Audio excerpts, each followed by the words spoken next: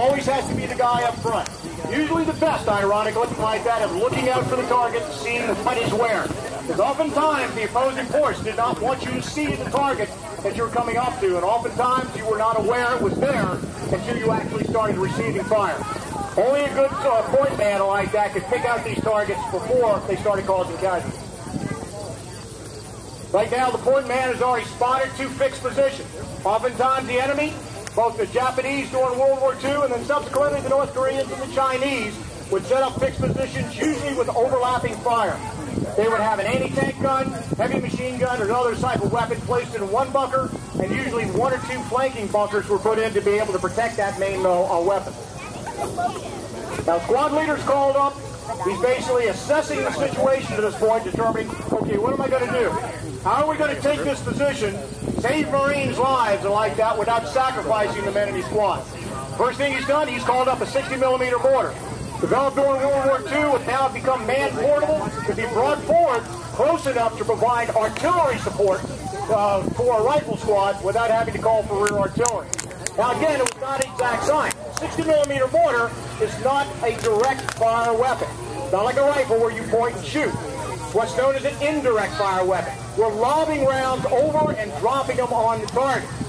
That's only as good as the mortarman that's actually firing the mortar.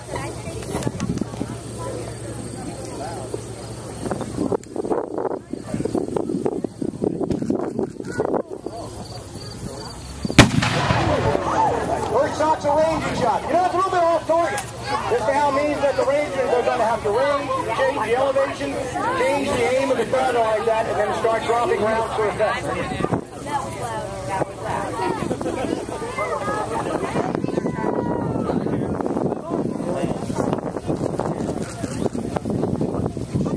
Oh, that's going to land over here. It's going to land over here. A little bit closer. You got the range a little bit better that time. See that? Where's it going to go? Still getting closer. Unfortunately, that 60mm mortar round, although it's beefy, against anti-personnel, it was not very good to get fixed positions, especially hard to block. Now, to start laying down suppressing fire to keep the head down to keep those bunkers, little weapon now was developed in World War II and started proving extremely effective with the 30 caliber light machine gun.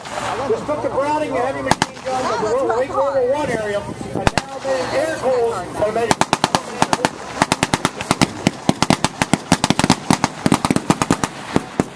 Suppressing fire down to try to keep the heads down, and you notice there's a mortarman on bazooka man on the top of the hill. Brand new technology.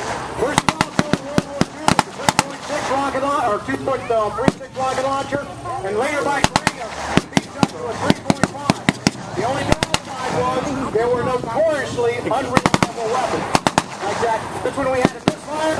Squad leaders now sent the bazooka man back, see if you can find more rounds or find something to work. Looks like he found something that works. By Korean War, the late World War II, if an infantryman could actually go up to the Sherman, the food system on the back of the tank, and an infantryman could unwind that food and really toss the tank into position. That in place, relaying suppressive fire, allow this tank to come up, and with the new guns like that, originally the Sherman came out with a 75mm gun. In the latter part of World War II and into Korea, they replaced that with a 76mm high velocity gun. Not only was this good against mortars, it was also extremely effective against hardened positions like that.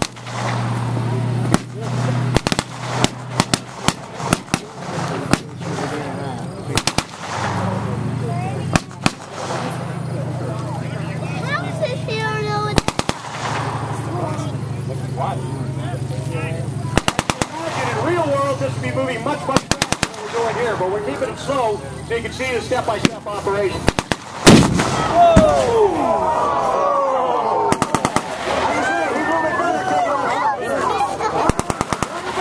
Don't pull on it.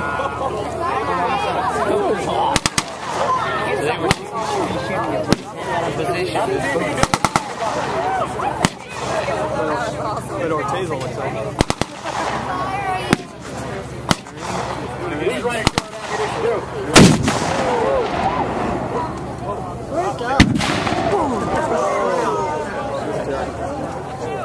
Alright. Right now, That looks like clouds.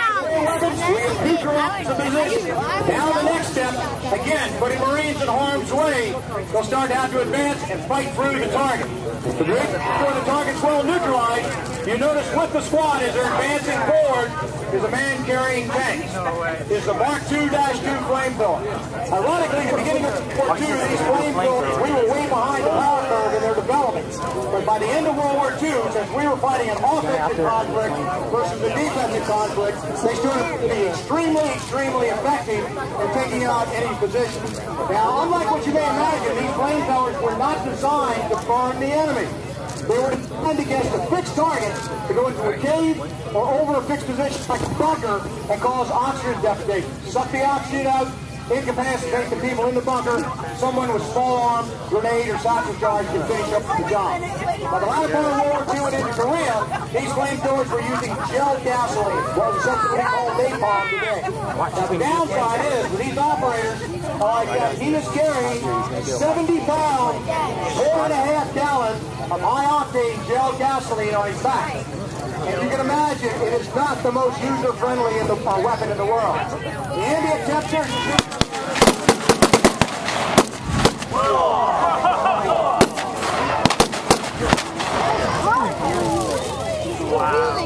What do you see now? We did not gel this gasoline. You can see the effectiveness. Imagine being on I know, it's very hot. You don't want to breathe this smoke. It's making a cloud. I say, unlike these toys are coming in metal. Like say, we're now looking at 16 to 17 kilograms. Like that, our Marines in Afghanistan are using the high-tech version of it. The M4 versus the bazooka. No longer using flamethrowers. Effective start with to do the job. But still,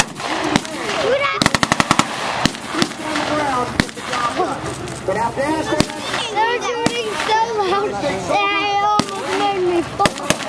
I wish they did that far again. you guys free. I like that. We don't necessarily like doing the job, but it's necessary. What if one of them And like just... I say, what all anything else from this day is to realize those veterans standing in the audience around you, these Marines out in front of you like that, we are who we are today as an American society because what they have accomplished for us, and more importantly, what we as a society together have accomplished. Those Marines and soldiers on the front lines today are still dependent on you as the American public to support them. And up to this point, you've been doing a phenomenal job. So when you turn around, when this part of the program's over, you see a veteran, please say thank you for me. Thank you very much, ladies and gentlemen. Like I said, we'll be continuing on with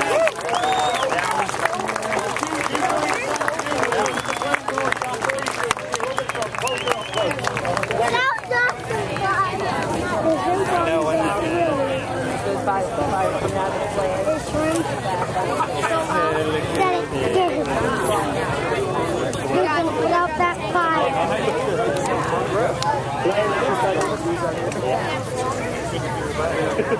No, it's first. My parents have been.